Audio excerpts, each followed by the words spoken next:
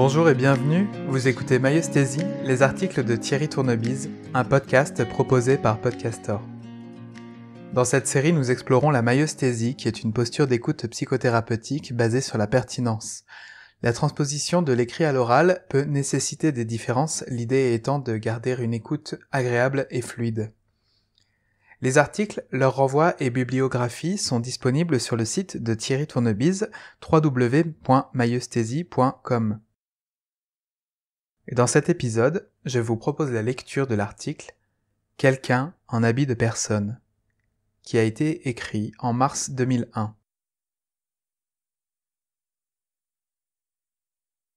Un quelqu'un en habit de personne. Cet article concerne tous ceux qui souhaitent mieux comprendre les notions d'affirmation de soi, maîtrise de soi, ego, personnalité, statut social, etc.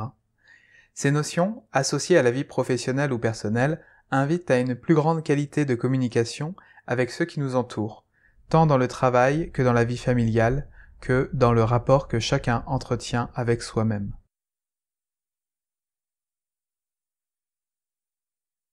Être ou paraître. Superbe contradiction que le mot « personne ». Il veut en même temps dire « quelqu'un » et « pas quelqu'un ». Nous comprenons bien cela quand nous découvrons que « personne » vient de « persona » qui, en langue étrusque, signifiait « masque de théâtre ». Nous voilà donc dans une histoire d'identité et de masque. Ce double sens du mot « personne », apparemment contradictoire, s'harmonise très bien avec le fait que la personne ne désigne pas ce que nous sommes, mais plutôt le ou les personnages que nous jouons. Le quelqu'un est l'acteur, l'individu. La personnalité, elle, est le personnage joué. Une sorte de stratégie carnavalesque inconsciente pour assurer notre quotidien social. J'avais écrit un article pour le mois de février sur la passion, qui permet de sortir de l'ego. La Saint-Valentin était le symbole de cette sortie du moi. Mais ce jeu de cache-cache entre le quelqu'un et le personne trouve aussi une autre opportunité en février. Nous célébrons ainsi ce mois-là deux fêtes remarquables que pourtant rien ne semble réunir, la Saint-Valentin et le Mardi Gras. Ces fêtes se poursuivent en alternance dans une amusante opposition. Le Mardi Gras annonce le carême avec ses 40 jours de jeûne et d'abstinence, alors que la Saint-Valentin nous invite à la passion amoureuse. Quand le Mardi Gras tombe avant la Saint-Valentin, la fête des amoureux au beau milieu de l'abstinence, ce n'est vraiment pas de chance. Heureusement, les amoureux sont certainement suffisamment amoureux pour vivre tout de même ce qu'ils ont à vivre.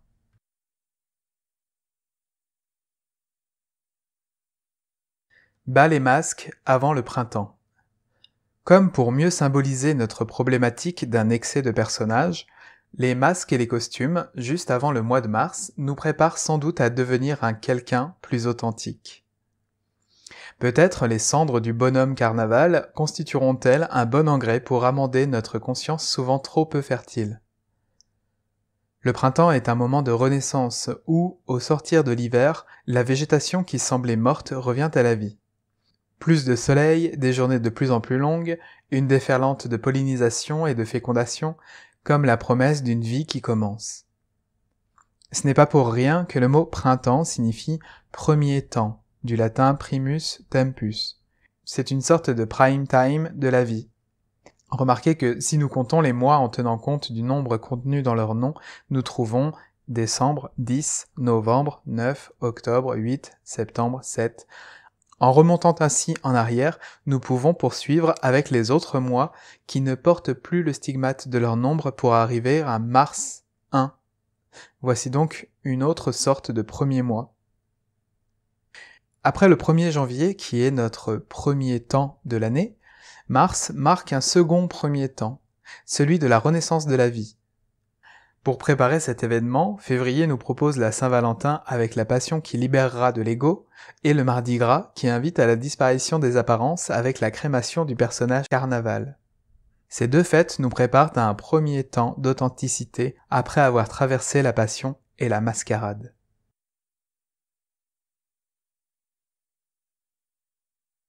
Une certaine façon de jouer la vie.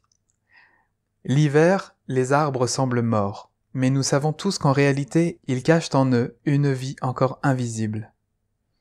Peut-être le carnaval nous rappelle-t-il que, d'une manière similaire, les êtres humains cachent ce qu'ils sont derrière une apparence dérisoire ou grotesque.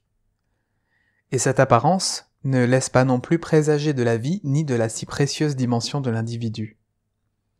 Ces costumes sont une façon de jouer la vie sans être vu, ou plutôt d'être vu sans être reconnu. Ce paradoxe de vouloir être vu sans être reconnu anime notre existence sociale où l'intérêt, pour les choses, est souvent plus important que l'attention pour les gens. Cela conduit tout naturellement à faire l'intéressant avec quelque chose d'extravagant pour se faire remarquer, mais sans être reconnu. Cet excès de l'intérêt donne au monde un aspect aussi mort que les arbres dénudés, et il faut au moins le carnaval pour sortir de cet endormissement hivernal, de même qu'il fallait au moins la passion pour sortir de l'ego. Les autres admireront le costume, sans pour autant atteindre l'intimité de l'être. D'un autre côté, cela permettra à l'être de s'exprimer comme bon lui semble, puisque, grâce à son costume, il ne peut être identifié. Il peut ainsi se libérer de ses refoulements dans un lâcher-prise salutaire. Il prépare alors l'émergence de la vie qui est en lui, et de cette manière peut s'exprimer à l'abri des prédateurs de différence. Ce déguisement ressemble curieusement à notre quotidien habituel. Comme si, au moment du carnaval, on se mettait à faire symboliquement ce qui se fait tout au long de l'année. Sauf que dans le carnaval, c'est caricatural et exacerbé.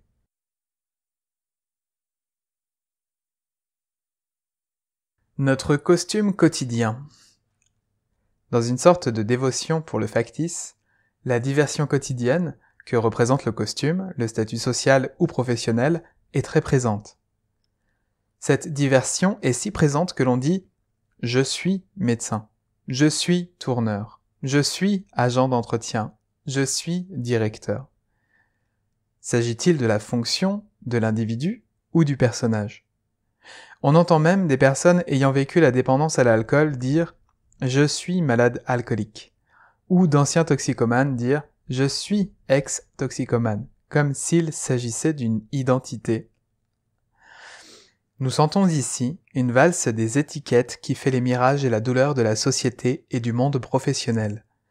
Dans ce dernier, la douleur se trouve même entretenue par le terrible credo selon lequel il est de bon ton de savoir se vendre. L'étiquetage fait, il n'y a plus qu'à se mettre sur l'étalage. Notre époque mélange ainsi la production, les producteurs, les fonctions professionnelles et les statuts, sans les différencier de l'humain. Nous constatons alors que les gens adoptent comme identité le déguisement que constitue leur personnage. Mieux encore, ils se font souvent tailler un costume par les collègues ou les voisins, quand ce n'est pas par les membres de leur propre famille. Quand celui qui est déguisé en plus se fait costumer, où est la véritable identité ? Une telle fragilité de l'existence à travers le statut n'est vraiment conscientisée que par ceux qui en sont privés.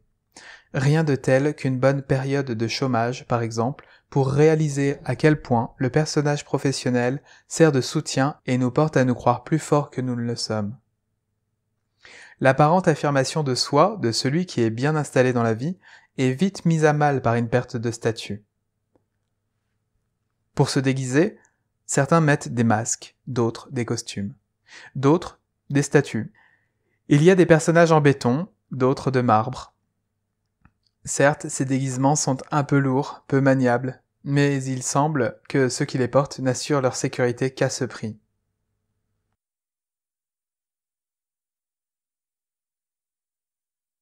Personnagite généralisée.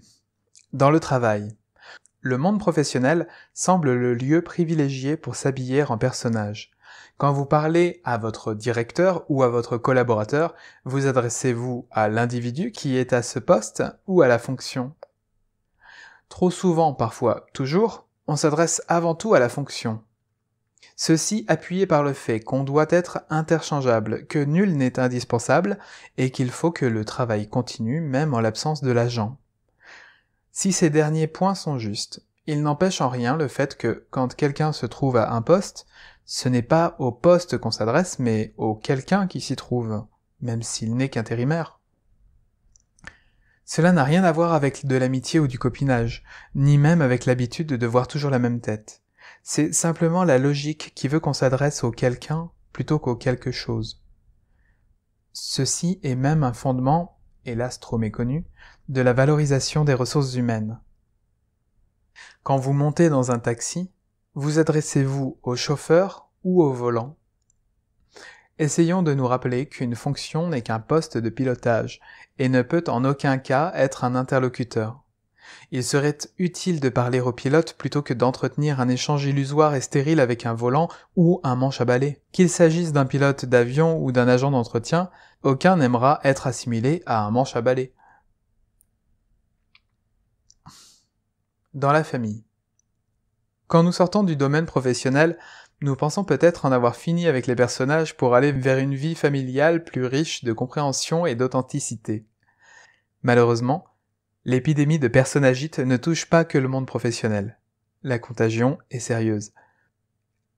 Quand nous parlons à notre enfant, nous adressons-nous à l'individu, qu'il ou elle est, ou nous adressons-nous à notre enfant ? Quand nous parlons à notre conjoint, parlons-nous à l'individu, qu'il ou elle est, ou parlons-nous à notre conjoint ? Quand nous avons un échange avec l'un de nos parents, avons-nous un échange avec l'homme ou la femme qui est notre parent, ou bien avons-nous un échange avec notre parent ? Ici, le personnage n'est plus une fonction, mais une position dans l'organigramme familial. Au lieu de s'adresser à l'individu qui se trouve à cette place, il y a une fâcheuse tendance à s'adresser à la place elle-même. Alors cela devient comme dans le jeu des 7 familles, dans la famille personne, je voudrais la mère. Curieusement, les gens qu'on aime le plus sont souvent ceux qu'on entend le moins. Croyant les connaître, nous passons notre temps à les imaginer plus qu'à les écouter. Nous les connaissons tellement qu'ils n'ont pas prononcé 3 mots et nous savons ce qu'ils vont dire. Alors nous imaginons le reste, omettant simplement de nous ouvrir à ce qu'ils avaient vraiment à exprimer. Si cela vous étonne, lisez l'article sur les pièges de l'empathie. La farandole costumée du carnaval est une bonne représentation de notre quotidien, où le masque semble dominer le monde relationnel. Et il y a un roi dans cette fête, le bonhomme carnaval. C'est le plus gros et le plus grotesque. On finit le défilé en le brûlant dans la joie. Et ce, malgré le temps, le soin et l'énergie dépensés à le fabriquer.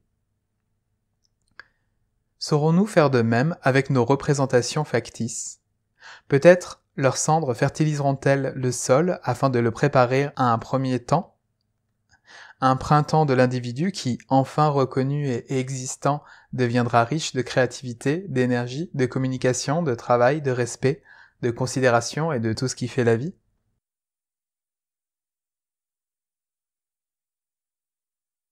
De la personnalité vers l'individu.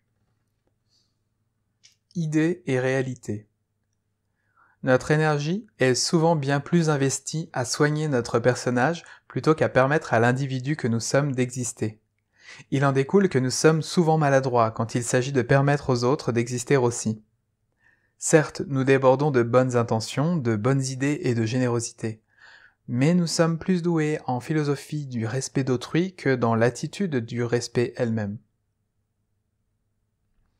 Nous sommes prêts à généreusement défendre des idées sur l'accueil de la différence et contre le racisme, mais sommes-nous seulement prêts à entendre une simple différence de point de vue, même de notre conjoint, sur un film, une émission de télé, un lieu de vacances, sur le fait d'avoir ou non plus d'enfants, sur ses parents et bien d'autres thèmes ?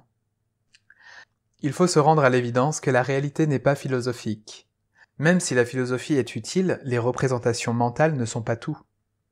Guignol a du succès pour les enfants. Les marionnettes peuvent être un art, mais elles ne peuvent être considérées comme des êtres humains.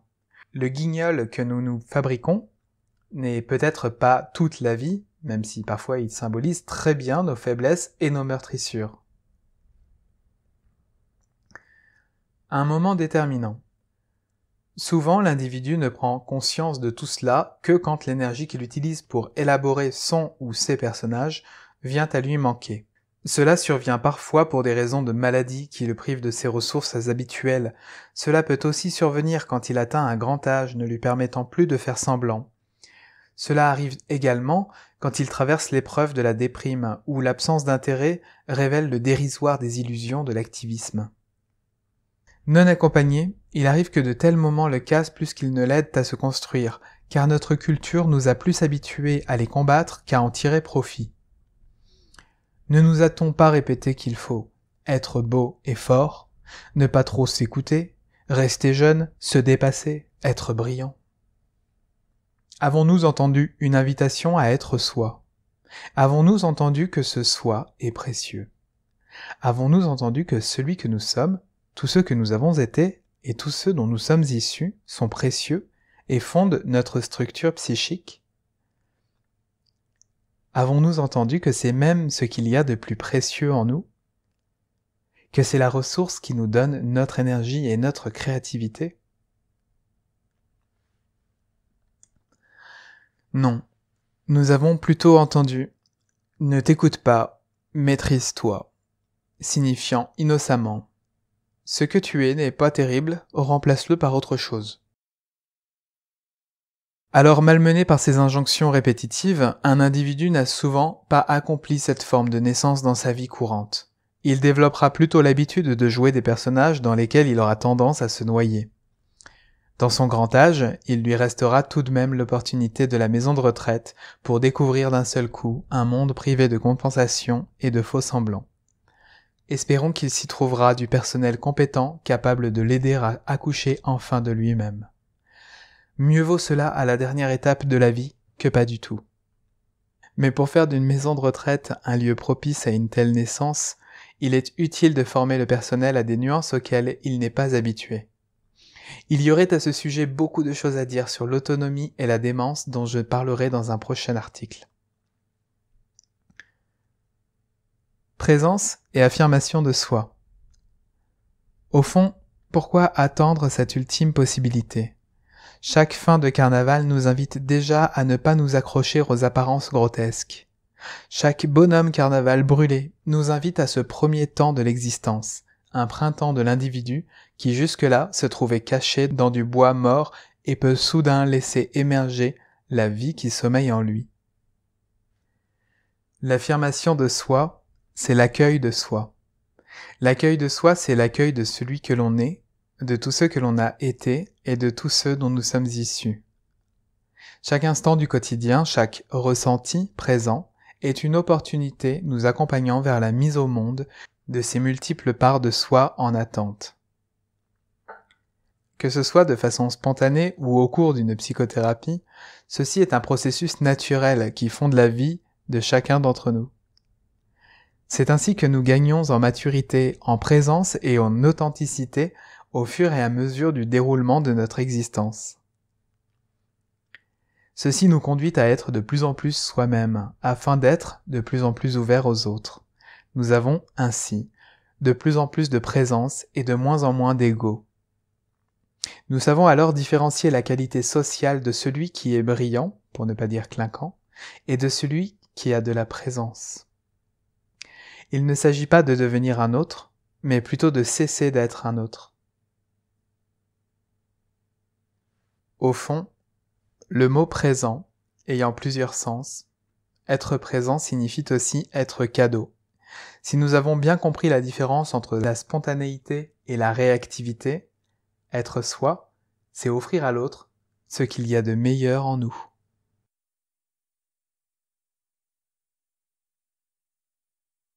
Merci d'avoir écouté ce 9e épisode de cette série de podcasts sur les articles de Thierry Tournebise. Je rappelle que vous pouvez retrouver toute la bibliographie sur son site et tous les autres articles.